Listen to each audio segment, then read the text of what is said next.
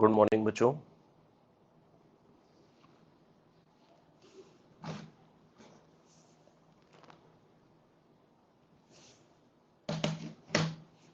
बच्चों audio clear है आप सभी को?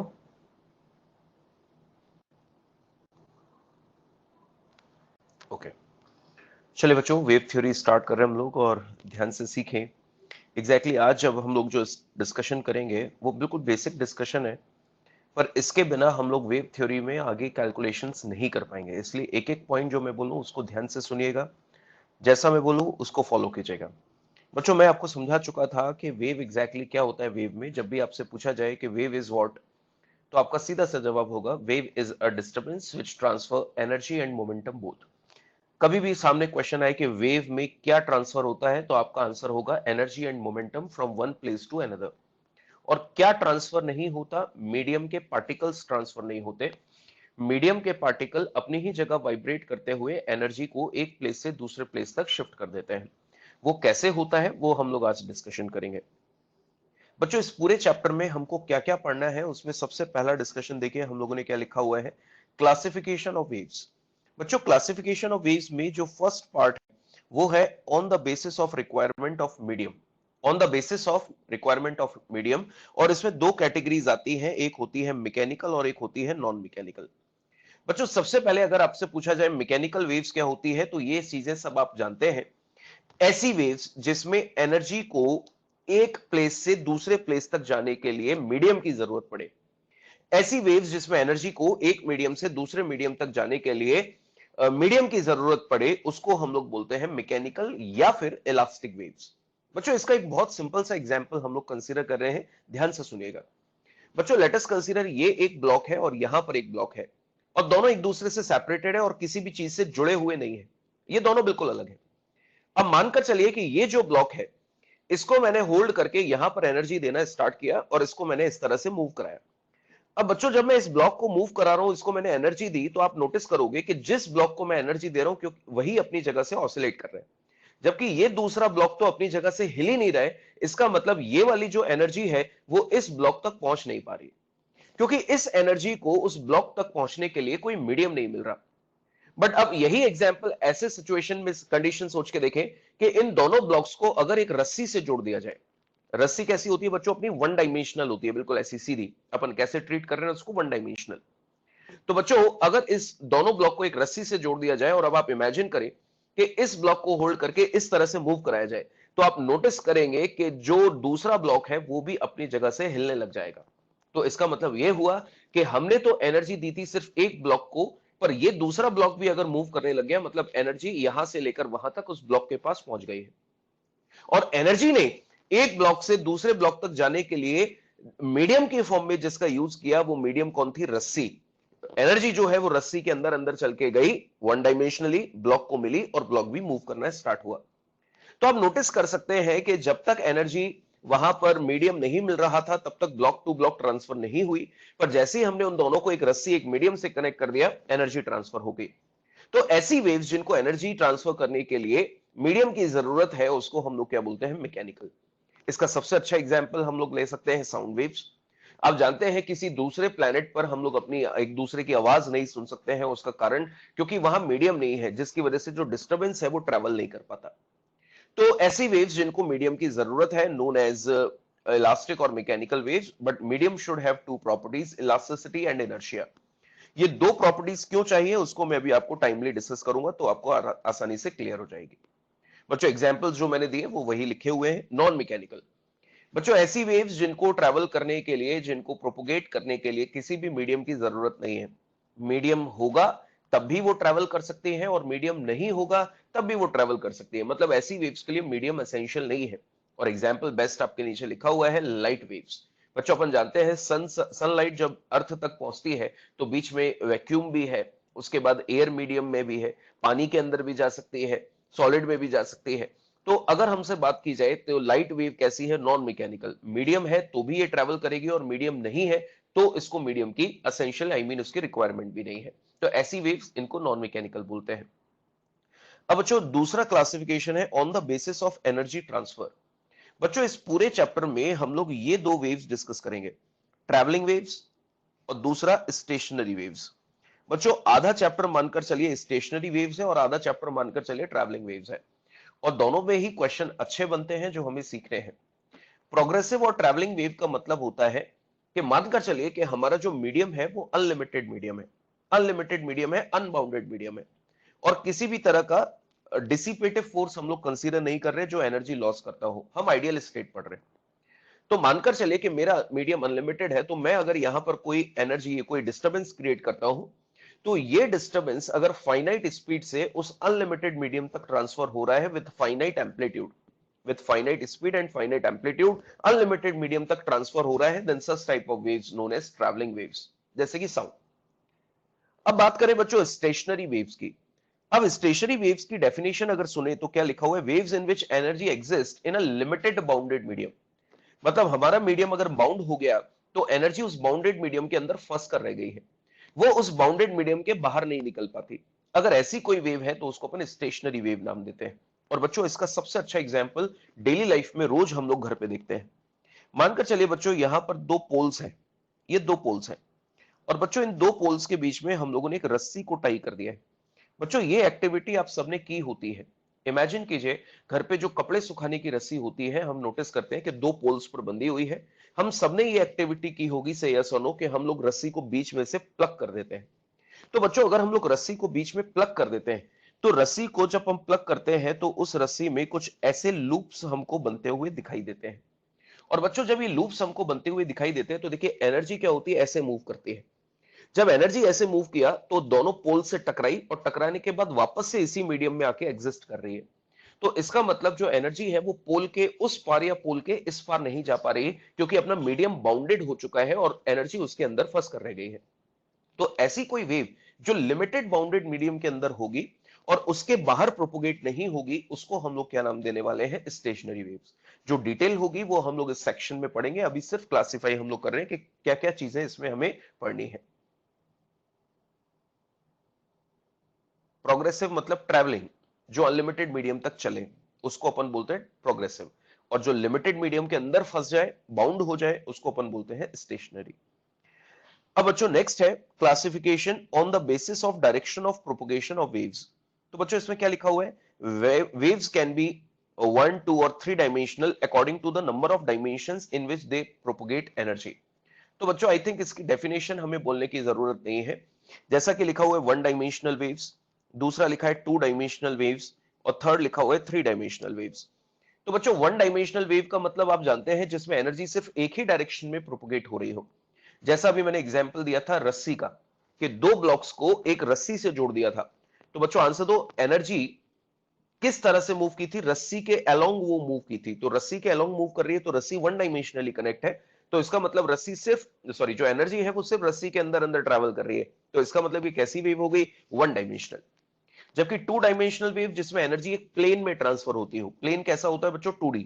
इमेजिन कीजिए कि पानी की सरफेस है, आप सबने ये नोटिस किया होगा कि पानी की सरफेस है, मान लो नदी है, जो पानी की सरफेस है उस पर अगर हम लोग एक छोटा सा कंकड़, एक पत्थर अगर हम लोग ड्रॉप कर दे, तो आप नोटिस करते हैं कुछ इस तरह से रिपल्स फॉर्म होते हैं ना, सर्कल आपने देखे होंगे, इस तरह से रिपल्स फॉर्म होते हुए जाते हैं, बड़े होते हुए जाते हैं। नोटिस किया आप लोगों ने ये,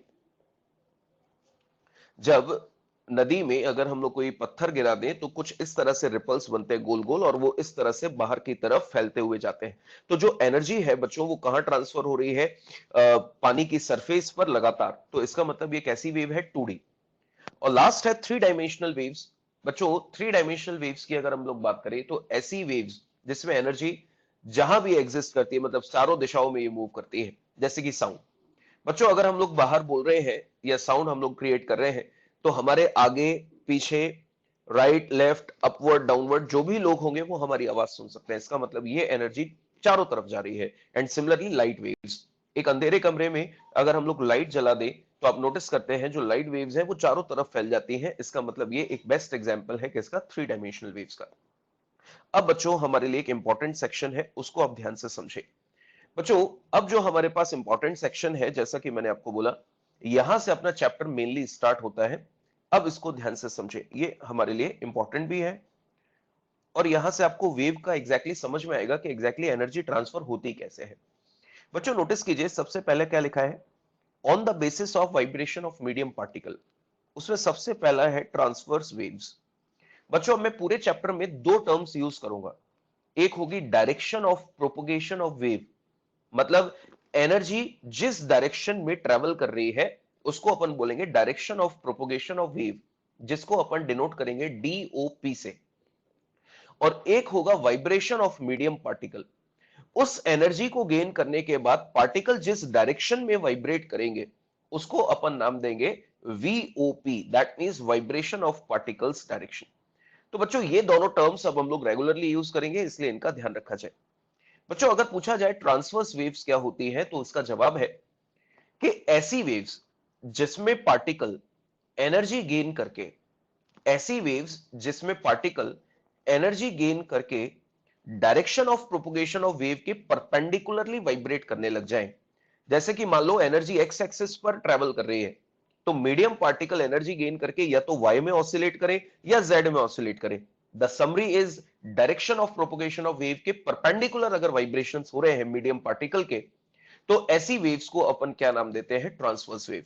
जैसे कि एक एग्जांपल बच्चों आप नोटिस कर रहे हैं, मैं इस डायग्राम को थोड़ा रफली समझा रहा हूं ताकि बनता हुआ देखेंगे तो क्लियर होगा। मानकर चलिए बच्चों ये एक रस्सी है और इस रस्सी में एनर्जी रस्सी के अलोंग ट्रांसफर हो रही है, जिसको अपन बोल रहे हैं direction of propagation of wave. जो एनर्जी है वो रस्सी के अलोंग ट्रांसफर हो रही है, जिसको अपन क्या बोल रहे हैं, direction of propagation of wave. तो बच्चों जो रस्सी के पार्टिकल्स होंगे वो क्या कहलाएंगे, मीडियम पार्टिकल, क्योंकि एनर्जी ने ट्रेवल करने के लिए मीडियम के रूप में जिसका यूज किया वो मीडियम कौन है, रस्सी। तो रस्सी के पार्टिकल क्या कहलाएंगे, मीडियम पार्टिकल। जैसे ही एनर्जी फर्स्ट पार्टिकल को मिलेगी तो ये फर्स्ट पार्टिकल एनर्जी गेन करके इस डायरेक्शन ऑफ प्रोपोगेशन के परपेंडिकुलर वाइब्रेट करने लग जाएगा। जैसे ही एनर्जी दूसरे पार्टिकल के पास पहुंचेगी, ये पार्टिकल भी एनर्जी गेन करके डीओपी के परपेंडिकुलरली वाइब्रेट करने लग जाएगा। अगर ऐसा है तो हम बोलेंगे कि if vibration of particle and direction of propagation are perpendicular to each other, then we can say that the wave is transverse. The wave is transverse. बच्चों इसको मैं एक एनिमेशन से भी आपको दिखा रहा हूं, जरा ध्यान से देखें। बच्चों ऑब्जर्व कीजिए, ये वही डायग्राम है, आप नोटिस करें। जैसे जैसे पार्टिकल्स को एनर्जी मिल रही है, ये सारे पार्टिकल एनर्जी गेन करके डीओपी के परपेंडिकुलरली वाइब्रेट कर रहे हैं। बच्चों ध्यान रखिएगा, हम एनर्जी लॉस कंसीडर नहीं कर रहे, तो ये मानकर चल रहे हैं कि मीडियम के हर एक पार्टिकल को इक्वल अमाउंट में एनर्जी मिल रही है, सबका एम्पलीट्यूड सेम है, सबका टाइम पीरियड सेम है, क्योंकि हम एनर्जी लॉस नहीं मान रहे हैं। बस फर्क इतना है कि सारे पार्टिकल्स का स्टार्टिंग टाइम अलग अलग है। जिसको एनर्जी पहले मिली वो पहले स्टार्ट हो गया, जिसको एनर्जी बाद में मिली वो बाद में स्टार्ट हुआ। तो इस तरह से अगर वाइब्रेशन किसी वेव में हो रहे हैं तो उसको हम लोग क्या बोलते हैं, ट्रांसवर्स वेव। अब बच्चों आगे बात करें, हम लोग जो डिस्कशन कर रहे थे उस पर, बच्चों लाइट वेव्स का एग्जांपल। बच्चों अगर हम लोग लाइट वेव की बात करें, अगर हम लोग लाइट वेव्स की बात करें तो बच्चों जो मैंने अभी ये वाला एग्जांपल लिया, वेव्स प्रोड्यूस्ड इन स्ट्रिंग, तो इसकी क्या क्या प्रॉपर्टीज हमारे सामने आई उस पर चर्चा करते हैं। बच्चों सबसे पहले तो ये कैसी वेव है, one dimensional wave. One dimensional wave क्योंकि एनर्जी सिर्फ रस्सी के अलोंग वन डायमेंशनली ट्रांसफर हो रही है। सेकंड, दूसरा बच्चों ये कैसी वेव है, ट्रांसवर्स वेव, क्योंकि इसमें जो वाइब्रेशंस हुए वो कैसे हुए, डीओपी के परपेंडिकुलर। इसके बाद बच्चों अगर नेक्स्ट पॉइंट पर हम लोग बात करें तो ये केस कैसी वेव है, मैकेनिकल वेव, क्योंकि इसमें एनर्जी को ट्रांसफर होने के लिए एक मीडियम की जरूरत थी और मीडियम कौन था हमारे लिए, रस्सी। तो एक वेव की क्या क्या प्रॉपर्टीज हो गई, ये वन डायमेंशनल वेव है, ये ट्रांसवर्स वेव है और ये मैकेनिकल वेव भी है। तो बच्चों ट्रांसवर्स वेव की कैटेगरी में एक लाइट वेव भी हमारे लिए एग्जाम्पल होता है। अगर मैं लाइट वेव्स की बात करूं तो बच्चों लाइट वेव सबसे पहले कैसी है, 3D। दूसरा लाइट वेव कैसी है, नॉन मैकेनिकल, जिसको इलेक्ट्रोमैग्नेटिक वेव भी हम लोग बोल सकते हैं, ये नॉन मैकेनिकल भी है। और अभी हम लोग डिस्कशन करेंगे कि बच्चों ये कैसी वेव है, ट्रांसवर्स वेव। अब बच्चों जब लाइट वेव की बात आती है तो ध्यान से सुनिएगा, आप सभी ने सीखा है कि जब भी लाइट वेव ट्रैवल करती है तो अपने साथ मैग्नेटिक और इलेक्ट्रिक फील्ड जनरेट करती है, अपने साथ मैग्नेटिक और इलेक्ट्रिक फील्ड जनरेट करती है। अब बच्चों रस्सी वाले एग्जाम्पल में वाइब्रेशन का काम पार्टिकल्स कर रहे थे। रस्सी वाले एग्जाम्पल में जो ऊपर हमने देखा उसमें जो काम वाइब्रेशन का पार्टिकल कर रहे थे, वो वाइब्रेशन का काम लाइट वेव में फील्ड करती है। कौन कौन सी फील्ड, मैग्नेटिक फील्ड और इलेक्ट्रिक फील्ड। जैसे वहां पार्टिकल डीओपी के परपेंडिकुलरली वाइब्रेट करते हैं, ऐसे ही यहां पर डीओपी के परपेंडिकुलर फील्ड्स वाइब्रेट करती हैं। फील्ड्स मतलब इलेक्ट्रिक और मैग्नेटिक। बच्चों यहां पर हमने नोटिस किया कि ये जो ब्लू कलर से है इसको मैंने इलेक्ट्रिक फील्ड नाम दिया, जो कि वाई एक्सिस पर वाइब्रेट कर रही है। और ये जो रेड कलर से आप देख रहे हो इसको अपन ने मैग्नेटिक फील्ड नाम दिया, जो जेड एक्सिस के अलोंग है। अब मुझसे बोला गया direction of propagation of wave calculate कीजिए, तो वो कैलकुलेट करने का तरीका है बच्चों ई क्रॉस बी, जैसा हम लोग जानते हैं। बच्चों ई क्रॉस बी, ई क्या है? मैग्नेटिक इलेक्ट्रिक फील्ड जो कि जे कैप में है, और बी क्या है? मैग्नेटिक फील्ड जो कि के कैप में है। और जे क्रॉस के इज इक्वल टू क्या हो गया? आई कैप। बच्चों नोटिस कीजिए लाइट वेव किस में ट्रेवल कर रही है? आई कैप में, और फील्ड वाइब्रेट कर रही है जे और के। इसका मतलब direction of propagation and vibration of field are perpendicular to each other. अगर ऐसा है तो इसका मतलब ये एक ट्रांसवर्स वेव है। तो बच्चों ध्यान रखें कि नॉन मैकेनिकल वेव अगर कोई भी आपको दे दी जाए, आपको कहीं भी लिख दिया जाए कि ये वेव नॉन मैकेनिकल है, तो अंडरस्टूड है कि नॉन मैकेनिकल है तो 100% ट्रांसवर्स ही होगी, क्योंकि इसमें वाइब्रेशन हमेशा परपेंडिकुलर होते हैं। ये इनका नेचर है कि every non mechanical is transverse. Every non mechanical is transverse. अभी इसको नोट की फॉर्म में मैं लिखवा भी दूंगा।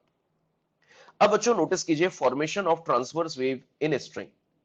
अब जितने भी क्रॉस क्वेश्चंस हमारे दिमाग में आते हैं उन सबके आंसर आपको यहां से मिलेंगे। और ध्यान से सुनिएगा, बीच में अपनी कोई कहानी मत बनाइएगा, इसलिए जब तक मैं नहीं पूछूं तब तक कोई रिस्पॉन्स नहीं, सिर्फ सुने और जैसे जैसे पूछता जाऊं उसके आंसर्स देते जाए। बच्चों सबसे पहली चीज आपको एक क्लियर होनी चाहिए, आपसे जब भी बोला जाता है कि बच्चों देखिए वेव प्रोपोगेट कर रही है, तो पहली चीज वेव शब्द सुनते ही हमारे दिमाग में जो इमेज बनती है वो ये बनती है कि वेव मतलब ऐसा कुछ ये। तो बच्चों ये जो है वो एक वेव का कंप्लीट शेप है, इसको बोलते हैं वेव फॉर्म। और कभी किसी क्वेश्चन में ऐसा भी बनाकर दे दिया जाता है। तो बच्चों अगर ये आधा बनाकर दिया है तो इसको बोलते हैं पल्स। क्या बोलते हैं इसको? पल्स। और ये अगर है तो इसको क्या बोलते हैं? A complete wave form. जो पहला डायग्राम है वो क्या कहलाएगा? Wave pulse. और दूसरा डायग्राम जो है उसको अपन क्या बोलेंगे? A complete wave form. तो क्रॉस क्वेश्चन आता है कि पल्स कब बनती है, क्रॉस क्वेश्चन आता है पूरी वेव मीडियम में कब दिखाई देती है, वो सारी चीजें हमें डिस्कस करनी है। और बच्चों आगे हमारे पास इसके तुरंत बाद इक्वेशन ऑफ वेव आएगा। इक्वेशन ऑफ वेव समझने के लिए ये डायग्राम सबसे बेस्ट है। बच्चों इस पूरे डायग्राम में मैंने टाइम को डिवाइड कर दिया 0, t/4, t/2, 3t/4 और t। आप नोटिस कर रहे हैं कि एक टाइम पीरियड को मैंने इक्वल पार्ट्स में डिवाइड कर दिया, मतलब मैं एक ऑसिलेशन के टाइम की चर्चा करने वाला हूं। बच्चों ये एक रस्सी है, और ये जो रेड डॉट्स आपको दिखाई दे रहे हैं ये रस्सी के पार्टिकल्स हैं। ध्यान रखिएगा बच्चों, ये रस्सी के पार्टिकल बिल्कुल पास पास है, एक के बाद एक। पर अपन ने क्या किया है, थोड़ा सा जूम करके उसका व्यू बना रखा है ताकि अपन उसका एक्सप्लेनेशन बेटर तरीके से कर पाए। अब बच्चों नोटिस कीजिए, आप सभी जानते हैं कि रस्सी में जो टेंशन फोर्स होता है वो हमेशा अलोंग द स्ट्रिंग काम करता है। The tension force is always along the string. अब बच्चों नोटिस कीजिए कि ये डायग्राम सबसे पहला हम बात कर रहे हैं कि वेव कैसे बनती है, और जितने थ्योरेटिकल पॉइंट्स होते हैं वो सब यहां क्लियर हो जाएंगे, इसलिए इसको ध्यान से समझिएगा। बच्चों सबसे पहला डायग्राम देखिए t बराबर 0 सेकंड का। बच्चों इस पूरे डायग्राम में रस्सी को मैंने पकड़ा हुआ है बिल्कुल सीधा सीधा। जितने भी पार्टिकल्स आप देख रहे हो हर एक पार्टिकल मीन पोजीशन पर है। मैंने रस्सी को बिल्कुल सीधा ऐसे पकड़ा हुआ है और हर एक पार्टिकल मीन पोजीशन पे है। और अब मैं इस रस्सी में डिस्टरबेंस क्रिएट करने जा रहा हूं कुछ ऐसे। तो बच्चों मैं यहां पर किसका काम कर रहा हूं? सोर्स का। जो डिस्टरबेंस क्रिएट करेगा वो कौन होगा? सोर्स। मीडियम में जो डिस्टरबेंस क्रिएट करेगा वो क्या कहलाएगा? सोर्स। अब बच्चों नोटिस कीजिए, मैंने इस पार्टिकल को पकड़ा हुआ है, पहला पार्टिकल मेरे हाथ में है, और मैंने आपसे बोला कि हर एक पार्टिकल का मोशन आइडेंटिकल है। पहले पार्टिकल को जैसा मोशन मैं प्रोवाइड करूंगा वैसा ही बाकी सारे पार्टिकल मोशन परफॉर्म करने जाएंगे। अब बच्चों नोटिस कीजिए, t बराबर 0 पर पहला पार्टिकल मेरे हाथ पे है, मीन पोजीशन पे है। मैंने इसको ऑसिलेशन कराया मीन से, और मैं ले गया इसको एक्सट्रीम पर, और मैं इसको ऐसे ऑसिलेट करा रहा हूं, लाइक दिस, ऐसे एसएचएम करा रहा हूं। तो बच्चों जो पार्टिकल मीन पे था t बराबर 0 पे, मैं उसको ले गया एक्सट्रीम पर, लाइक दिस। तो बच्चों t/4 सेकंड पर जब वो पार्टिकल एक्सट्रीम पर पहुंच गया, ये ऐसे, दूसरा डायग्राम देखो, तो इस समय रस्सी का शेप कुछ ऐसा दिखाई दे रहा होगा, क्योंकि मैंने रस्सी को पकड़कर ऊपर उठा लिया है। तो बच्चों गौर करने वाली बात है, इस डायग्राम को एक पार्टिकल ऊपर है एक पार्टिकल नीचे है, रस्सी कुछ ऐसे है। अब बात आती है कि यहां पर रस्सी बिल्कुल टाइट है तो उसमें टेंशन फोर्स होगा। तो बच्चों एक पार्टिकल ये है, एक पार्टिकल ये है। टेंशन फोर्स कैसे अलोंग द स्ट्रिंग, तो इस पार्टिकल पे टी ऐसे लगेगा और इस पार्टिकल पे टी ऐसे लगेगा, ये टेंशन फोर्सेस लग रहे हैं इन पे। अब बच्चों अगर टेंशन के कंपोनेंट्स किए जाए तो टेंशन का ये वर्टिकल कंपोनेंट इस पार्टिकल को कहां लेकर आएगा, नीचे, क्योंकि ऑसिलेशन कराना है तो रीस्टोरिंग होना चाहिए। तो ये टेंशन का वर्टिकल कंपोनेंट पार्टिकल को कहां लाएगा, नीचे, और ये वाली टेंशन का वर्टिकल कंपोनेंट इस पार्टिकल को कहां ले जाएगा, ऊपर। अब बच्चे दूसरे पार्टिकल पे फोकस कीजिए। दूसरे पार्टिकल पे टेंशन का वर्टिकल कंपोनेंट अगर उसको ऊपर ले जा रहा है और वो पार्टिकल अगर ऊपर डिस्प्लेस हो रहा है तो इसका मतलब टेंशन ने उस पर वर्क कर दिया, क्योंकि पार्टिकल पे फोर्स लगते ही वो डिस्प्लेस हो गया। And work is equal to change in kinetic energy, तो जैसे ही उस पर वर्क हुआ उसको एनर्जी मिल गई, एनर्जी गेन करके वो ऊपर भागा। अब बच्चों चेक करके बताइए कि पहला पार्टिकल सिर्फ अपनी ही जगह पर ऑसिलेशन कर रहा है और उसने ऑसिलेट करते हुए ऐसा डिस्टर्बेंस क्रिएट किया कि एनर्जी को दूसरे पार्टिकल तक शिफ्ट कर दिया, और दूसरा पार्टिकल भी अब एनर्जी गेन करके ऊपर भागा। उसके लिए पहला पार्टिकल उसके पास जाकर नहीं टकराया, वो सिर्फ अपनी ही जगह पे डिस्टर्ब हुआ और उसने एनर्जी को दूसरी लोकेशन पे पहुंचा दिया। तो कुछ इस तरह से एनर्जी आगे प्रोपोगेट हो रही है। तो अब हम लोग अगर डायग्राम बनाए तो बच्चों चेक कीजिए, जो पहला पार्टिकल है अब वो नीचे आएगा और दूसरा पार्टिकल कहां जाएगा, ऊपर, लाइक दिस, ऐसे। तो बच्चों आंसर दीजिए, हम नेक्स्ट टाइम जो है वो कितना है, t/2। t/2 टाइम पर जो पहला पार्टिकल है वो पॉजिटिव एक्सट्रीम से वापस कहां आ जाएगा, मीन पे, और मीन पे आगे रुकता थोड़ी ना है, वेलोसिटी मैक्सिमम होती है तो वो नीचे जाने की तैयारी करेगा, ऐसे। जो पार्टिकल दूसरा वाला मीन पोजीशन पे था वो अगली बार हमको कहां दिखाई देगा, पॉजिटिव एक्सट्रीम पे। और बच्चों जब ये पॉजिटिव एक्सट्रीम पे होगा तो अब ये नीचे आने की तैयारी करेगा और पहले डायग्राम की तरह अपने पास वाले को कहां खींचेगा, ऊपर की तरफ, जैसा मैंने रस्सी में समझाया। तो बच्चों अगर रस्सी के इन तीनों पॉइंट्स को अगर मैं ज्वाइन कर दूं तो इस समय मुझे जो दिखाई दे रहा है उसको बोलेंगे कि रस्सी में एक पल्स बन गई।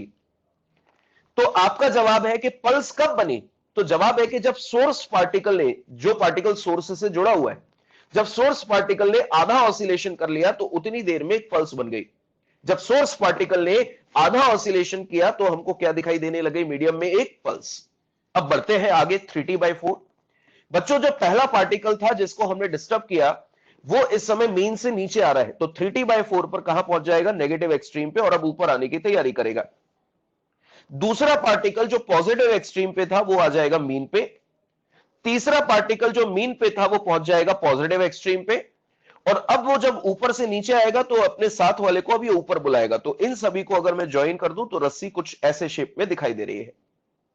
और लास्ट बात करें कैपिटल टी टाइम की, तो बच्चों कैपिटल टी टाइम में जो पहला पार्टिकल था वो एक ऑसिलेशन करते हुए वापस से अपनी मीन पोजीशन पर आ गया। ये जो दूसरा पार्टिकल मीन से नीचे आ रहा है वो नेगेटिव एक्सट्रीम पे पहुंच जाएगा और अब ऊपर आने की तैयारी करेगा। जो पार्टिकल टॉप एक्सट्रीम पे है, थर्ड वाला, वो मीन पर लौट आएगा। मीन वाला पॉजिटिव एक्सट्रीम पर पहुंच जाएगा और अब जब ये नीचे आएगा तो इस वाले को ऊपर बुलाएगा। तो बच्चों नोटिस कीजिए कि अगर हम लोग इस पूरे पार्टिकल्स को ज्वाइन कर दे तो हमको रस्सी में एक वेव दिखाई दे रही है। तो सबसे पहला क्रॉस क्वेश्चन आपके लिए कि रस्सी में वेव का शेप कब बना, तो आपका जवाब होगा जब सोर्स पार्टिकल ने एक ऑसिलेशन कर लिया तो रस्सी में एक वेव हमको बनी हुई दिखाई दी। अगर ये रस्सी और बड़ी होती और हम पार्टिकल को दो ऑसिलेशन करा देते तो रस्सी में ऐसे दो शेप दिखाई देते। तो बच्चों ये अब हमारे लिए एक शॉर्ट ट्रिक का काम करेगी जो मैं आपको आने वाले क्वेश्चंस में समझाऊंगा कि जितने नंबर ऑफ ऑसिलेशन होंगे, जितने नंबर ऑफ ऑसिलेशन होंगे मीडियम में उतनी ही हमको वेव्स दिखाई देंगी। अगर दो ऑसिलेशन हो गए होते पहले पार्टिकल के तो उतनी वेव्स हमको वहां पर दिखाई दे रही होती। सेकंड थिंग, अब बच्चों ध्यान से सुने, ऑब्जर्व कीजिए कि फ्रीक्वेंसी की अगर बात की जाए बच्चों, फ्रीक्वेंसी ऑफ वेव, तो फ्रीक्वेंसी जो है वो हमेशा सोर्स डिपेंडेंट होती है। जरा जवाब दे, जिस पहले पार्टिकल को मैंने पकड़ा था उसको एक सेकंड में कितने ऑसिलेशन कराने हैं, ये इस सोर्स की चॉइस है। मैं एक सेकंड में एक ऑसिलेशन कराऊं या एक सेकंड में 2 से 3 या 4 ऑसिलेशन करा दूं, ये मैं डिसाइड करूंगा, ये मीडियम डिसाइड नहीं करता। और यह बात आप अच्छे से जानते हैं, जब आपने लाइट वेव्स पढ़ी होगी तो आपको सिखाया गया था कि जब लाइट एयर से वाटर मीडियम में जाती है तो उसकी स्पीड बदल जाती है, उसकी वेवलेंथ बदल जाती है, पर फ्रीक्वेंसी चेंज नहीं होती, क्योंकि frequency depends on source, it does not depends on medium. इस बात का अपने को ध्यान रखना है। अब बच्चों अपन लास्ट वाले डायग्राम पर फोकस करें। हम लोग डिस्कशन करने जा रहे हैं वेवलेंथ का। बच्चों जो मैं पूछ रहा हूं उसके आंसर अब आप सभी से नोटिस करूंगा, आप सभी जल्दी जल्दी रिस्पॉन्स कीजिए। बच्चों पहले पार्टिकल को देखिए और लास्ट पार्टिकल को देखिए। पहला पार्टिकल और लास्ट पार्टिकल देखिए, क्या ये दोनों पार्टिकल आपको सेम फेज में दिखाई दे रहे हैं? पहला पार्टिकल और last particle, are the particle in same phase? Yes, because right now they are at same position and moving in the same direction. But there is some phase difference. There is some phase difference and this phase difference is of 2 pi. क्योंकि पहला particle एक oscillation कर चुका है और last वाला particle oscillation करना start कर रहा है, तो इसका मतलब इनके बीच में फेज डिफरेंस है और वो 2 पाई का है, but they are in same phase. तो बच्चों यहां पर एक डेफिनेशन बनती है कि पहला पार्टिकल और ये वाला पार्टिकल, दो सक्सेसिव पार्टिकल जो सेम फेज में हो, उनके बीच की डिस्टेंस कहलाती है वेवलेंथ, जिसको अपन लैम्डा से डिनोट करते हैं। दो सक्सेसिव पार्टिकल्स जो सेम फेज में हो, उनको बोलते हैं, उनके बीच की डिस्टेंस को बोलते हैं वेवलेंथ। और बच्चों ऐसा भी डेफिनेशन बनती है कि एनर्जी कैपिटल टी टाइम में, कैपिटल टी मतलब एक time period, energy capital T time में जितनी डिस्टेंस कवर करती है, एनर्जी कैपिटल टी टाइम में जितनी डिस्टेंस कवर करती है, उस डिस्टेंस को भी आप क्या बोलते हैं? वेवलेंथ। जरा चेक कीजिए, जो एनर्जी है वो पहले पार्टिकल से पांचवें पार्टिकल तक जा पहुंची है कैपिटल टी टाइम में, then it is known as wavelength. अब बच्चों मैं इक्वेशन लिखना बता रहा हूं, ध्यान से सुनिएगा, बहुत इंपॉर्टेंट है, क्योंकि इक्वेशन यहां समझ में आ गई तो आपको आगे डेरिवेशन फटाफट से क्लियर हो जाएगा। बच्चों आपने कभी भी जब वेव इसके पहले कभी भी पढ़ा है या सॉल्व किया है,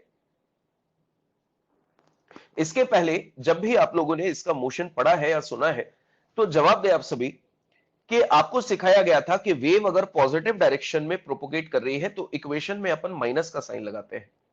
वेव अगर पॉजिटिव डायरेक्शन में प्रोपोगेट कर रही है तो इक्वेशन में अपन माइनस का साइन लगाते हैं। तो बच्चों ये बात अगर हम लोग डिस्कस करें तो सोचने वाली बात है। एग्जैक्टली बच्चों होता क्या है, इसको ध्यान से सुनिएगा कि डायरेक्शन अगर पॉजिटिव है तो इक्वेशन में माइनस आता है, और वेव अगर नेगेटिव में चल रही है तो इक्वेशन में प्लस आता है। ये उल्टे साइन क्यों चलते हैं, यहां पर फील हो जाएगा। अपने को मेनली फील करना है, डेरिवेशन तो अपन कर ही लेंगे। बच्चों एग्जैक्टली होता क्या है कि अपन ट्रैवलिंग वेव्स को डिस्कस कर रहे हैं, और ट्रैवलिंग वेव्स क्या है, अनलिमिटेड मीडियम तक चल रही है। अपना मीडियम अनलिमिटेड है, वहां तक वेव जा रही है, और मुझसे बोला गया इस मीडियम के हर एक पार्टिकल की इक्वेशन बताओ, इस मीडियम के हर पार्टिकल का मोशन बताओ, मीडियम के हर पार्टिकल का डिस्प्लेसमेंट वेलोसिटी बताओ। तो हम अनलिमिटेड मीडियम में हर एक पार्टिकल के पास जाकर उसको स्टडी नहीं कर सकते, इसलिए हमने एक तरीका बनाया, और वो तरीका हमने क्या बनाया कि मीडियम में किसी एक पार्टिकल को बढ़िया तरीके से स्टडी कर लो, मीडियम में किसी एक पार्टिकल को अच्छे तरीके से स्टडी कर लो, उसका एम्पलीट्यूड, उसकी एनर्जी, उसका टाइम पीरियड, उसकी फ्रीक्वेंसी, सब, और मानकर चलो कि जैसा ये पार्टिकल परफॉर्म कर रहा है वैसा ही बाद वाले पार्टिकल्स परफॉर्म करेंगे, बाद में करेंगे, क्योंकि उनको एनर्जी बाद में मिलेगी, पर सबका मोशन आइडेंटिकल होगा, क्योंकि एनर्जी लॉस हम बात नहीं कर रहे हैं। सबको इक्वल अमाउंट में एम्पलीट्यूड, टाइम पीरियड, फ्रीक्वेंसी होगी, बस सबका स्टार्टिंग टाइम अलग होगा, और स्टार्टिंग टाइम अलग होगा तो फेज में उनके बीच में डिफरेंस आएगा, जैसा कि आपने लास्ट वाले डायग्राम में देखा। अब बच्चों मैं आपसे जो क्वेश्चन पूछ रहा हूं उसकी ध्यान से सुनना। मानकर चलो बच्चों सारे पार्टिकल एसएचएम कर रहे हैं, पहले पार्टिकल की इक्वेशन अगर मैं लिखूं y बराबर a sin ओमेगा t, मानकर चलो पहला पार्टिकल y डायरेक्शन में ऑसिलेट कर रहा है, तो ये उसका y डिस्प्लेसमेंट, उसका एम्पलीट्यूड है बच्चों a, और ओमेगा t है उसका फेज। अब जो पूछूं उसका जवाब देंगे। बच्चों अगर पहले पार्टिकल का फेज एंगल ओमेगा टी है, तो बताओ लास्ट वाले पार्टिकल का फेज एंगल ओमेगा टी होगा, ओमेगा टी से ज्यादा होगा या ओमेगा टी से कम होगा? आप जबकि जवाब दे चुके हो कि लास्ट वाला पार्टिकल पहले पार्टिकल से 2 पाई एंगल पीछे चल रहा है। बच्चों लैग कर रहा है लास्ट वाला पार्टिकल, लास्ट वाला पार्टिकल, लास्ट वाला पार्टिकल पीछे चल रहा है, क्योंकि वो बाद में स्टार्ट हुआ। तो पहला पार्टिकल अगर ओमेगा टी चल चुका है तो लास्ट वाला क्या होगा, ओमेगा टी से 2 पाई कम। लास्ट वाला अगर पहला पार्टिकल ओमेगा टी चल चुका है तो लास्ट वाला पार्टिकल क्या होगा, ओमेगा टी से 2 पाई कम। तो इक्वेशन अपन क्या लिखोगे, y is equal to a sine omega t minus 2 pi. बच्चों ये पांचवें पार्टिकल की इक्वेशन होगी। क्यों? क्योंकि वो पांचवा पार्टिकल कितना कम चला है, 2 पाई, क्योंकि वो बाद में स्टार्ट हुआ बच्चों, तो उसका फेज एंगल पहले वाले के रिस्पेक्ट में कम आएगा। पहले वाले ने अगर ओवरऑल ओमेगा टी चला तो दूसरे वाला चलेगा ओमेगा टी माइनस 2 पाई। क्या आपने इस बात पे गौर किया कि हमने जब रेफरेंस वाले पार्टिकल के रिस्पेक्ट में आगे वाले पार्टिकल को स्टडी किया तो इक्वेशन में कौन सा साइन आया, माइनस का। अब बच्चों इसको ध्यान से समझिए, जो मैं बोल रहा हूं ध्यान से सुनिएगा आप सभी। इमेजिन कीजिए बच्चों, मैं रेफरेंस पार्टिकल हूं ऐसे, मेरी इक्वेशन है ए साइन ओमेगा टी। अब मेरे आगे जो पार्टिकल है उनको एनर्जी मेरे बाद में मिलेगी, तो इसका मतलब उनकी इक्वेशन में मैं माइनस साइन लगा रहा हूं। और मेरे पीछे जो पार्टिकल है उनको एनर्जी मुझसे भी पहले मिल गई, क्योंकि एनर्जी अगर पीछे से आ रही है तो पहले पीछे वालों को मिली, फिर मुझको मिली, फिर आगे वालों को मिलेगी। तो मैंने तो मेरे को रेफरेंस मान लिया, मेरी स्टडी मैंने कर ली, तो मैं अपने को रेफरेंस मानकर क्या बोलूंगा कि आगे वाले पार्टिकल मुझसे लैग कर रहे होंगे जबकि पीछे वाले पार्टिकल मुझसे लीड कर रहे होंगे। तो मेरी इक्वेशन ए साइन ओमेगा टी है, तो आगे वालों की क्या होगी, ओमेगा टी से कम, और पीछे वालों की क्या होगी, ओमेगा टी से ज्यादा, क्योंकि उनको एनर्जी मुझसे भी पहले मिली, तो मेरे रिस्पेक्ट में वो क्या कर रहे होंगे, लीड कर रहे होंगे। तो यहां पर इस बात का अपन ध्यान रखेंगे। अब ये चीज मैं आपको इक्वेशन में पूरी डिटेल में डिराइव कराऊंगा। अभी मैंने सिर्फ आपको एक फील दिलाया कि आगे वाले पार्टिकल्स लैग करते हैं, इसलिए अपन ने साइन क्या लगाया, माइनस का। और बच्चों लास्ट में अगर आपसे पूछा जाए कि ये वेव क्या होता है, तो आपका जवाब होगा कि wave is what, it's just a snapshot of medium at any instant of time. Wave is what, snapshot of medium at any instant of time. Imagine करके देखिए कि मीडियम का हर एक पार्टिकल अलग अलग लोकेशन पर वाइब्रेट कर रहा है, कोई मीन पे, कोई नेगेटिव एक्सट्रीम, कोई मीन, कोई पॉजिटिव एक्सट्रीम। अगर उस इंस्टेंट पर उस मीडियम का एक फोटो ले लिया जाए तो वो फोटो आपको एक वेव की तरह दिखाई देगा, जिसको बोलते हैं स्नैपशॉट ऑफ मीडियम। इसका एक बेस्ट एग्जांपल लेते हैं बच्चों, स्नेक, एक सांप की मोशन की बात करें। बच्चों जो सांप होता है उसकी बॉडी बिल्कुल स्ट्रेट होती है, पर जब वो चलता है तो बॉडी का एक पार्ट इधर, एक इधर, एक इधर। जब आप उसका फोटो खींच लो तो आपको वो फोटो ऐसा कुछ दिखाई देगा, जिसका मतलब है कि वो एक वेव की फॉर्म में आपको दिखाई देगा। इट डजंट मीन कि वहां पर सांप की बॉडी ऐसी है, वो बिल्कुल स्ट्रेट है, पर जब उसने मोशन किया तो उसकी बॉडी का हर पार्टिकल अलग अलग जगह था, उस समय फोटो खींच लिया तो एक वेव का शेप बन गया। तो wave is what, I mean ये शेप क्या होता है, a snapshot of medium at an instant of time. तो बच्चों ये सारा डिस्कशन था जो हमारे लिए जरूरी था, जिसमें मैंने बता दिया फ्रीक्वेंसी सोर्स भी होती है, मीडियम डिपेंडेंट नहीं होती, जितने ऑसिलेशंस होंगे उतनी नंबर ऑफ वेव्स होंगी। मैंने बता दिया कि अपन एक पार्टिकल को स्टडी करेंगे, उसको रेफरेंस मान के आगे और पीछे वालों की इक्वेशंस लिखा करेंगे। फिर मैंने आपको बताया कि वेवलेंथ होती है कि टी टाइम में एनर्जी जो डिस्टेंस कवर कर ले वो वेवलेंथ, या दो सक्सेसिव पार्टिकल जो सेम फेज में हो उसको अपन क्या बोलते हैं, वेवलेंथ। अब बच्चों इसका अगर हम लोग एक और डायग्राम देखें तो वेव किस तरह से चल रही है जरा गौर करें। ऐसे आप नोटिस कीजिए कि मानकर चलो ये एक रस्सी है और सोर्स की हेल्प से इसको डिस्टर्ब कराया जा रहा है। तो इस समय अगर आप अपने मोबाइल से इसका फोटो खींच लो तो रस्सी बिल्कुल सीधी होगी, पर जब आप इसका फोटो लोगे तो हर पार्टिकल अलग अलग लोकेशन पे है, तो आपको एक वेव का शेप दिखाई दे रहा होगा कुछ ऐसे। क्लियर है बच्चों? तो आगे बढ़ते हैं बच्चों, इसकी प्रॉपर्टीज पर चर्चा करते हैं। बच्चों क्या लिखा हुआ है देखो ध्यान से, ये सारी चीजें मैं क्लियर कर चुका हूं इसलिए अब ज्यादा टाइम नहीं बता रहा हूं। पहला point, these waves propagates in form of crest and trough. बच्चों ये जो है उसको बोलते हैं क्रेस्ट और इसको क्या बोलते हैं, ट्रफ। तो these waves propagates in form of crest and trough, and the distance between two successive crests and the two successive troughs is wavelength.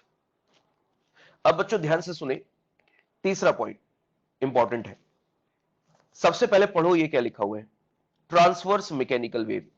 बच्चों इस बार मैंने ट्रांसवर्स के साथ जोड़ रखा है मैकेनिकल वेव, क्योंकि आप जानते हैं कि ट्रांसवर्स की कैटेगरी में नॉन मैकेनिकल वेव भी आती है जो हमने लाइट वेव की फॉर्म में पढ़ी, इसलिए अपन स्पेशली बात कर रहे हैं ट्रांसवर्स भी है और मैकेनिकल भी है।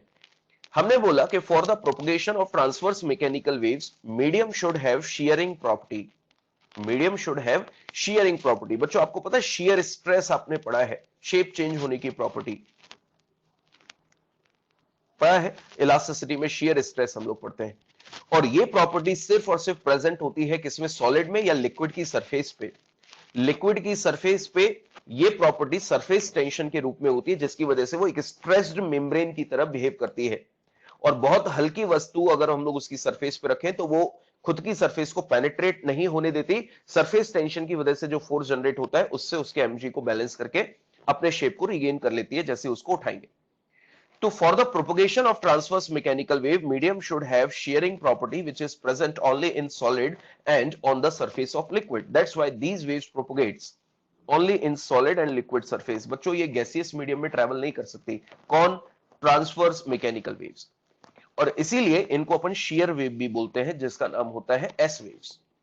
और बच्चों लास्ट में जो पॉइंट है वो मैं थोड़ी देर पहले आपको बता चुका हूं कि अगर कोई नॉन मैकेनिकल है, every non mechanical wave is transfer. जैसे लाइट की मैंने बात की थी कि अगर नॉन मैकेनिकल है तो बाय डिफॉल्ट वो ट्रांसवर्स ही होगी, ये उसका नेचर है।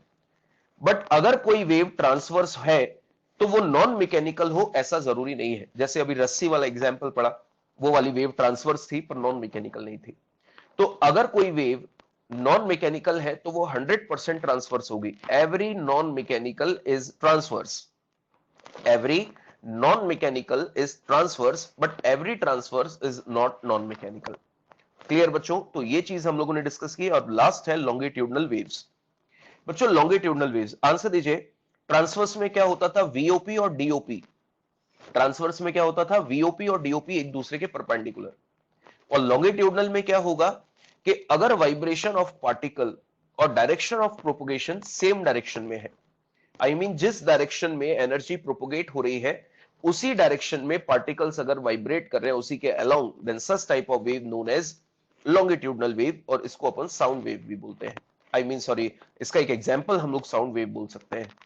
तो बच्चों इसमें अगर मैं बात करूं तो ऑब्जर्व कीजिए कि डीओपी की डायरेक्शन बनी हुई है, तो रेड डॉट्स जैसे ही यहां पर एनर्जी गेन करेंगे वो इस डीओपी के पैरेलली कुछ ऐसे वाइब्रेट करेंगे लाइक दिस।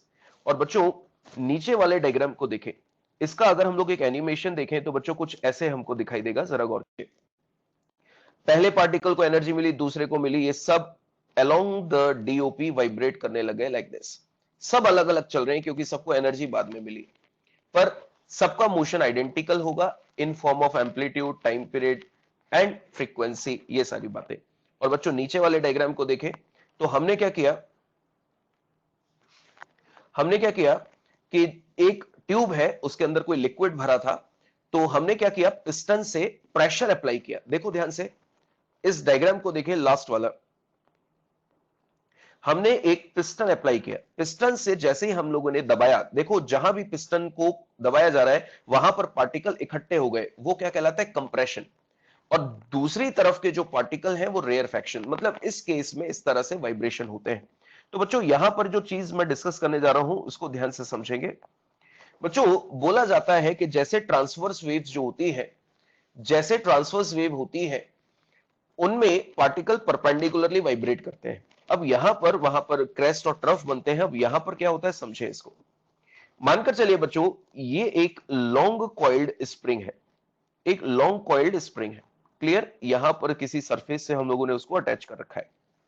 हमने क्या किया, स्प्रिंग को पकड़ के फोर्स लगाया अंदर की तरफ उसको कंप्रेस करने के लिए। तो बच्चों जहां पर हम लोगों ने फोर्स लगाया वहां पर स्प्रिंग कंप्रेस हो गई लाइक दिस, और बाकी स्प्रिंग ऐसे ही है। तो जहां फोर्स लगाया वहां क्या हो गया? कंप्रेशन क्रिएट हो गया। अब बच्चों जब यहां पे कंप्रेशन क्रिएट हो गया तो वो परमानेंटली कंप्रेस थोड़ी ना हो जाएगी। वो क्या करेगी? अपने शेप को रिगेन करेगी, और शेप को रिगेन करने के लिए फोर्स लगाएगी आउटवर्ड्स। तो बच्चों जैसे ही ये शेप रिगेन करेगी तो खुद तो रेरिफाई हो जाएगी, आई मीन फैल जाएगी। पर जैसे ही खुद रेरिफाई होगी अपने आगे वाली स्प्रिंग को धक्का देकर उसको कंप्रेस कर देगी। तो देखिए खुद तो रेरिफाई हो गई पर आगे वाले को क्या कर दिया? कंप्रेस। तो ये हो गया रेरिफाई यानी रेयरफेक्शन, और ये हो गया कंप्रेशन। अब बीच वाली स्प्रिंग जो है वो खुद को रेरिफाई करेगी, तो खुद को रेरिफाई करेगी तो खुद तो फैल जाएगी पर अपने आगे और पीछे वाले को वापस से कंप्रेस कर देगी। ये कंप्रेस, ये खुद स्प्रेड हो गई और ये वापस से कंप्रेस। तो ये हो गया कंप्रेशन, रेयरफेक्शन और कंप्रेशन। तो रिमेंबर बच्चों कि ये वाली जो वेव होती है वो मीडियम में कब प्रोपोगेट होती है? ये वाली वेव जो होती है वो मीडियम में कब प्रोपोगेट होती है? जब अपन मीडियम में प्रेशर अप्लाई करते हैं। जैसे ही हम लोग प्रेशर अप्लाई करते हैं तो जहां हमने प्रेशर किया वहां पे कंप्रेशन हो गया। ध्यान से सुनिएगा बच्चों मैं जो बोल रहा हूं, जहां पे हमने प्रेशर अप्लाई किया वहां बन गया कंप्रेशन। अब कंप्रेशन जहां पे बना बच्चों, वहां पे प्रेशर हो गया हाई, और वहां अगर प्रेशर हाई है तो आगे वाले पार्टिकल्स जहां पे कंप्रेशन नहीं है, जहां नॉर्मल स्टेजेस हैं, वहां पे प्रेशर एटमॉस्फेरिक होगा। तो कंप्रेशन जहां होगा वहां हाई प्रेशर और उसके आगे एटमॉस्फेरिक प्रेशर। तो फ्लूइड की टेंडेंसी क्या होती है, हाई टू लो। तो जो कंप्रेशन वाला हिस्सा है वो हाई प्रेशर से लो प्रेशर की तरफ जाएगा, तो वो खुद को तो रेरिफाई करेगा क्योंकि वो हाई प्रेशर से लो की तरफ जाएगा। तो बच्चों वो खुद रेरिफाई हो गया, तो खुद तो हो गया रेरिफाई, तो प्रेशर खुद ने तो कम कर दिया पर आगे वाले को कंप्रेस कर दिया, तो जो आगे वाला कंप्रेशन बना अब वो हाई प्रेशर जोन हो गया। अब ये हाई प्रेशर है तो फ्लूइड कैसे मूव करेगा, हाई टू लो। तो बच्चों जैसे ही ये हाई टू लो जाएगा तो ये खुद रेरिफाई हो जाएगा, अपने आगे और पीछे वालों को वापस से कंप्रेस कर देगा। तो बिकॉज ऑफ प्रेशर वेरिएशन ये कंप्रेशन और रेयरफेक्शन मीडियम में कुछ इस तरह से प्रोपोगेट करते हैं, और जब मीडियम में प्रोपोगेट करते हैं तो इस तरह से ये वेव आगे की तरफ ट्रैवल करती है। और बच्चों साउंड में भी यही होता है। मैं एक एग्जांपल दूं बच्चों, जब भी कुछ हम लोग बोलते हैं, इमेजिन कीजिए अपने चारों तरफ क्या है, ध्यान से सुनिएगा, अपने चारों तरफ क्या है, एयर पार्टिकल्स है, एयर है। तो बच्चों जैसे ही हम लोग कुछ बोलेंगे, जैसे ही हम लोगों ने कुछ बोला, मान लीजिए मैं ऐसे बैठा हूं, जैसे ही कुछ बोला हम लोगों ने, हमने क्या किया, मीडियम पे प्रेशर अप्लाई किया। हम जब कुछ बोलते हैं तो मीडियम पे प्रेशर अप्लाई करते हैं। तो जैसे ही मैंने प्रेशर अप्लाई किया वहां क्या बन गया, कंप्रेशन। अब दिमाग लगाए और सोचे, जहां मैंने डिस्टरबेंस क्रिएट किया वहां मैंने अप्लाई किया प्रेशर। बच्चों यहां हाई जोन हो गया प्रेशर का, आई मीन हाई प्रेशर हो गया। और बाहर की तरफ इसके देखे बच्चों, मेरे हाथ के बाहर जो है वो पी नॉट है, लो प्रेशर, और जो मेरे हाथ के बीच में है वो कंप्रेशन, हाई प्रेशर। तो बताइए फ्लूइड की टेंडेंसी हाई से लो, तो ये खुद रेरिफाई हो जाएगा ऐसे, और आगे वाले को धक्का देके उसको क्या कर देगा, कंप्रेस। तो बच्चों ये बन गया रेयरफेक्शन और आगे क्या बन गया, कंप्रेशन। अब कंप्रेशन फिर से रेरिफाई होगा हाई प्रेशर से लो प्रेशर की तरफ, तो ये खुद रेरिफाई हो गया और आगे पीछे वालों को फिर क्या कर दिया, कंप्रेस। तो ये प्रोसीजर आगे की तरफ ट्रैवल करता है और हमारे ईयर ड्रम पे पहुंचता है। तो हमारे ईयर ड्रम पे जब वाइब्रेशंस होते हैं फिर हम लोग साउंड को सुन पाते हैं। अब बच्चों बताओ ये मून पर पॉसिबल क्यों नहीं है, क्योंकि मून पे एटमॉस्फेयर ही नहीं है। तो प्रेशर डिफरेंस कैसे क्रिएट करोगे, और प्रेशर डिफरेंस क्रिएट नहीं कर पाओगे तो ऑब्वियस सी बात है कि वहां पे साउंड ट्रेवल क्रिएट नहीं करेगा। अब बच्चों नोटिस कीजिए क्या क्या लिखा हुआ है, these waves propagate in form of compressions and rarefactions. The distance between two successive compressions or two successive rarefactions is wavelength. आगे क्या लिखा है, these waves are produced by applying pressure to the medium. That's why these waves are also known as pressure waves, P waves. These waves can propagate in all the three mediums. बच्चों अगर मैं बात करूं तो ये तीनों medium में travel करती है, तीनों मीडियम में ट्रैवल करती है। देखिए हम लोग अपनी आवाज को एयर मीडियम में भी सुन सकते हैं, पानी में भी सुन सकते हैं, और सॉलिड में भी हम अपनी आवाज जनरेट कर सकते हैं। तो तीनों ही मीडियम में साउंड ट्रैवल करता है, और साउंड कैसी वेव है, लॉन्गिट्यूडनल। और लास्ट में क्या लिखा हुआ है बच्चों, कि अगर कोई वेव लॉन्गिट्यूडनल है तो वो 100% मैकेनिकल होगी, क्योंकि नॉन मैकेनिकल वेव तो हमेशा ट्रांसवर्स होती है। लाइट का एग्जाम्पल मैंने दिया था, नॉन मैकेनिकल वेव हमेशा ट्रांसवर्स होती है।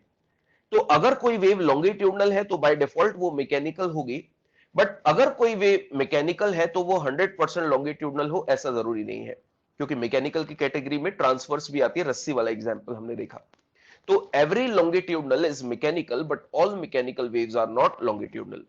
बच्चों यहां पर एक पॉइंट हम लोग डिस्कस कर रहे हैं, ध्यान से देखिएगा बच्चों। जो कंप्रेशन रीजन होता है, जो कंप्रेशन रीजन होता है उस रीजन में प्रेशर एंड डेंसिटी हाई हो जाती है, क्योंकि जब कंप्रेशन होगा तो पार्टिकल पास पास आ जाएंगे, तो कम वॉल्यूम में ज्यादा पार्टिकल इकट्ठे हो गए, इसका मतलब वहां पे डेंसिटी हाई हो गई, प्रेशर हाई हो गया। जबकि रेयरफेक्शन जो रीजन होता है उसमें प्रेशर एंड डेंसिटी जो होती है वो लो होती है, क्योंकि रेयरफेक्शन में पार्टिकल दूर दूर चले गए।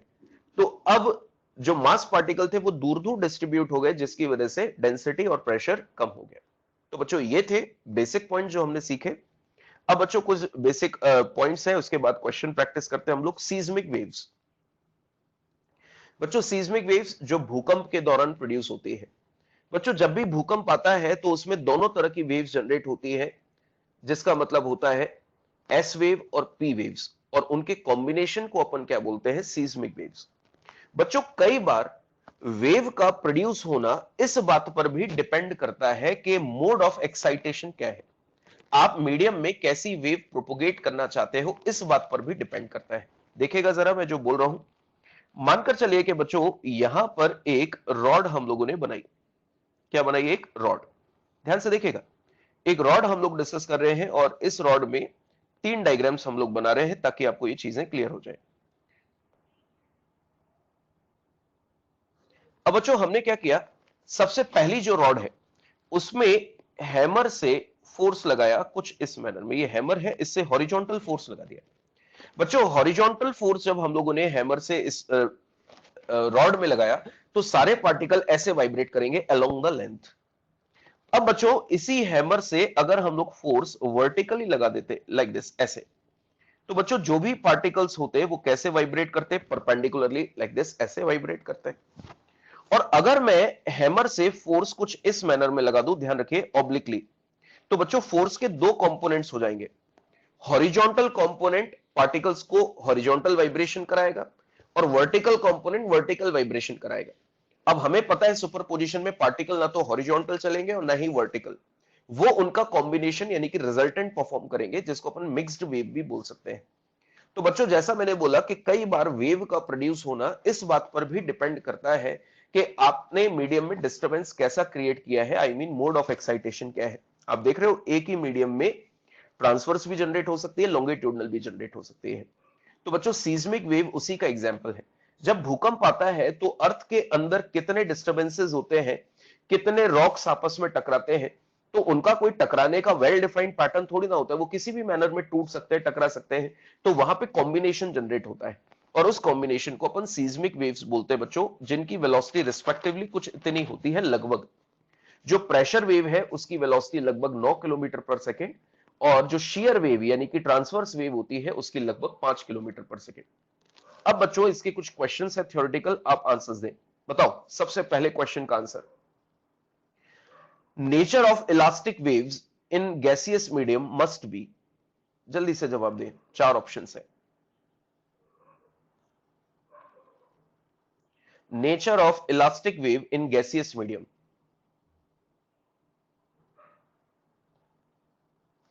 इलास्टिक वेव का मतलब बच्चों मैकेनिकल, इलास्टिक वेव का मतलब बच्चों मैकेनिकल। और आपको पता है कि मैकेनिकल अगर ट्रांसवर्स वेव है, ध्यान से सुनिएगा, मैकेनिकल अगर ट्रांसवर्स वेव है, मैकेनिकल अगर ट्रांसवर्स वेव है तो transverse mechanical wave can travel only in solid and on liquid surface, not in the gaseous medium. तो गैसियस मीडियम में अगर मैकेनिकल कोई वेव है तो वो सिर्फ और सिर्फ जो होगी वो कैसी होगी? लॉन्गिट्यूडनल। कैसी होगी बच्चों? लॉन्गिट्यूडनल। इस बात का ध्यान रखिए, आंसर होगा ए। अब बच्चों transverse waves can travel in, दूसरा क्वेश्चन बताएं, transverse wave can travel in, बिल्कुल आंसर है ऑल, क्योंकि मैंने ट्रांसवर्स वेव भी लिखा। अब ट्रांसवर्स की कैटेगरी में लाइट आती है, तो बच्चों लाइट कैसी वेव है? ट्रांसवर्स। मैंने ट्रांसवर्स के साथ मैकेनिकल वर्ड थोड़ी ना यूज कर रखा है, मैंने तो शुद्ध रूप से बोल रखा है ट्रांसवर्स वेव्स। तो ट्रांसवर्स वेव में तो लाइट भी आती है, light can travel in solid liquid and gases all. तो इसका मतलब डी ऑप्शन सही है। बच्चों answer they, nature of waves on the surface of water, longitudinal, transverse और बोथ।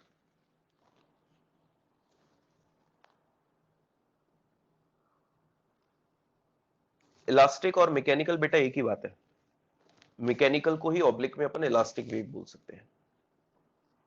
आंसर दीजिए बच्चों, nature of wave on the surface of water is C, both. अब बच्चों इसके एनिमेशन से मैं बात कर रहा हूं, जरा ध्यान दीजिएगा। एनिमेशन हम लोग देखते हैं, ऑब्जर्व। बच्चों इस एनिमेशन को देखें, जो टॉप मोस्ट वाला येलो पार्टिकल है, बच्चों वेव्स जैसे जैसे जनरेट हो रही है वो येलो पार्टिकल ऊपर भी जा रहा है और आगे भी जा रहा है। तो इसका मतलब ना तो वो सिर्फ ट्रांसवर्स ऑसिलेशन कर रहा है और ना ही लॉन्गिट्यूडनल, वो उन दोनों का कॉम्बिनेशन ऑसिलेट कर रहा है, जिसकी वजह से अपन बोलेंगे कि it is the combination of transverse and longitudinal, that's why अपना आंसर होगा बोथ। क्या आंसर होगा? बोथ। जरा गौर कीजिए ना टॉप मोस्ट पार्टिकल को, टॉप मोस्ट पार्टिकल जो गोल गोल घूमता हुआ दिख रहा है येलो कलर का, वो ऊपर भी जा रहा है और आगे भी जा रहा है, ऊपर भी जा रहा है और आगे भी जा रहा है। इसका मतलब वो ट्रांसवर्स भी कर रहा है, वो लॉन्गिट्यूडनल भी कर रहा है, तो रिजल्टेंट उसका क्या बन रहा है? एक सर्कल। तो इसका मतलब आंसर क्या होना चाहिए? बोथ। तो बच्चों इसका आंसर होगा बोथ। क्लियर है? चलो बच्चों इस क्वेश्चन को सॉल्व करके बताइए। एम्स में पूछा गया क्वेश्चन है, अच्छा क्वेश्चन है, सॉल्व करें।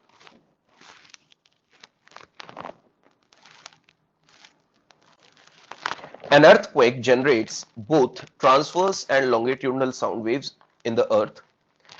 The speed of S wave is about 4.5 km per second and that of P waves is about 8 km per second. A seismograph records P and S wave from an earthquake. The first P waves arrives 4 minutes before the first S wave. The epicenter of the earthquake is located at a distance of. Approx answer दे दीजिए बच्चों इसका।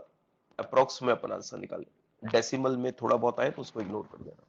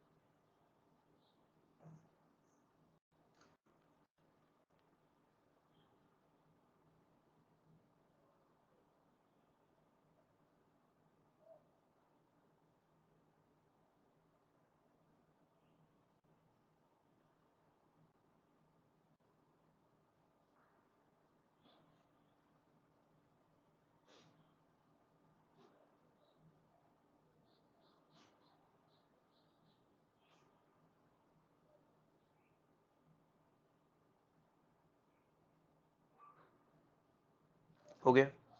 चलिए discuss करते हैं बच्चों इस question को। बच्चों इस क्वेश्चन में ज्यादा कुछ नहीं है, सिर्फ जैसा बोला गया उसमें हमें टाइम डिफरेंस गिवन है। तो बच्चों टाइम डिफरेंस कैसे निकालेंगे? Time taken by S wave minus time taken by P wave is equal to 4 minute. ये हमें क्वेश्चन में गिवन है, क्योंकि हमेशा ग्रेटर में से स्मॉलर को अपन सबट्रैक्ट करते हैं और time difference is always positive. तो बड़ा ज्यादा टाइम किसने लिया? जिसकी स्पीड कम थी वो लेट आई होगी, जिसकी स्पीड कम थी वो लेट आई होगी तो उसने ज्यादा टाइम लिया। और प्रेशर वेव की स्पीड ज्यादा थी, वो जल्दी आ गई, उसने कम टाइम लिया और दोनों का टाइम डिफरेंस 4 मिनट। बच्चों दोनों एक ही जगह से प्रोड्यूस हुई और सेम सीज्मोग्राफ पर पहुंची, तो डिस्टेंस दोनों ने सेम कवर की। तो distance upon speed of shear wave minus distance upon speed of pressure wave is equal to 4 into 60 second में बच्चों अपन ने इसको कन्वर्ट कर लिया। अब बच्चों सिंप्लीफाई करें। बच्चों शेयर वेव की जो स्पीड है 4.5 है, 4.5 को अपन ने 9/2 लिख दिया ताकि कैलकुलेशन आसान रहे। और प्रेशर वेव की स्पीड है 8 और ये कितना हो जाएगा 240। तो बच्चों एलसीएम जो आ रहा है वो कितना आ रहा है 72। तो ये हो जाएगा 16d minus 9d is equal to 240। बच्चों ये कितना बचेगा 7d is equal to 240 into 72। तो बच्चों 7 से ये लगभग 10 बार कैंसिल, क्योंकि मैंने आपको अप्रोक्सीमेटली आंसर के लिए बोला था। तो d की वैल्यू बच्चों 240 इंटू 10 लगभग ये कितना आ जाएगा अपने पास 2400 किलोमीटर, जैसा आप लोगों में से आंसर भी दिए। तो बच्चों ये अप्रोक्सीमेट आंसर हम लोगों ने निकाला। तो हमें कहीं भी कुछ ज्यादा कैलकुलेशन नहीं करनी, कोई ज्यादा गणित नहीं लगानी, सीधे से हमसे जो पूछा गया था उसका आंसर हम लोगों ने दिया। क्लियर है बच्चों? चलिए बच्चों नेक्स्ट क्वेश्चन एक और हम लोग डिस्कस कर रहे हैं। पहले बताइए यहां तक किसी को कोई डाउट?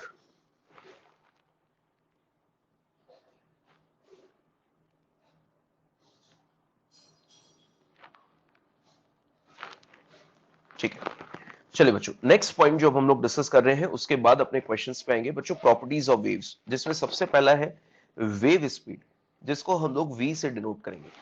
बच्चों देखिए वेव स्पीड की जब बात आती है तो स्पीड की डेफिनेशन अपन अच्छे से जानते हैं, rate of distance covered per unit time. अपन जब काइनेमैटिक्स पढ़ते हैं तो वहां पर अपने को क्या पढ़ाया जाता है? Speed is what distance covered bye particle पर यूनिट टाइम।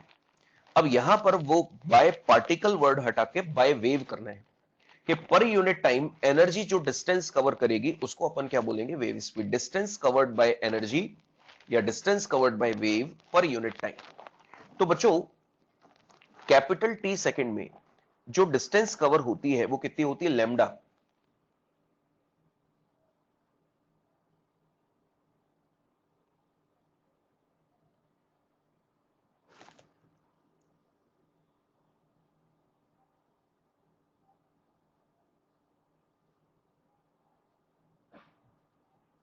कहां लिखा है बेटा डी की जगह 2d? अपन ने जो वेलोसिटी थी 4.5, वेलोसिटी ऑफ शेयर 4.5 को अपन ने 9/2 लिखा है बस। तो 9 नीचे रह गया, 2 ऊपर चला गया।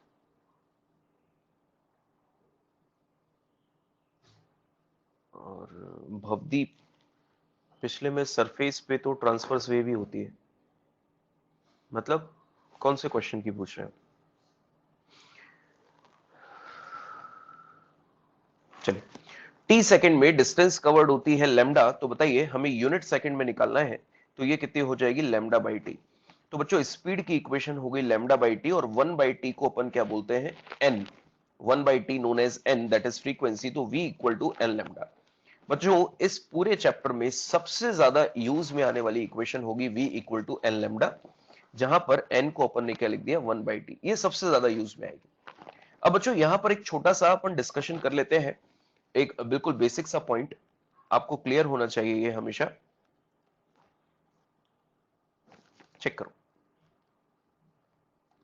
बच्चों मानकर चलिए कि यहां पर एक वेव जो है वो मीडियम 1 से मीडियम 2 में जा रही है, एक वेव जो है वो मीडियम 1 से मीडियम 2 में जा रही है।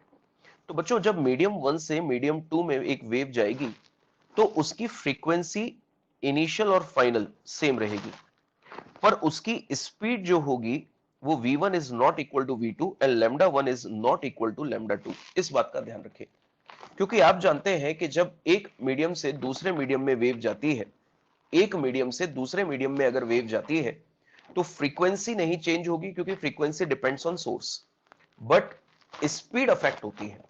क्योंकि आपको पता है कि मानकर चलो कि एयर से वाटर में गया लाइट वेव, तो उसकी स्पीड कम हो गई, स्पीड कम हो गई तो अब टी सेकंड में कम डिस्टेंस कवर करेगी, जिसकी वजह से लैम्डा भी अफेक्ट हो जाएगा, क्योंकि lambda is what distance covered by energy in one time period.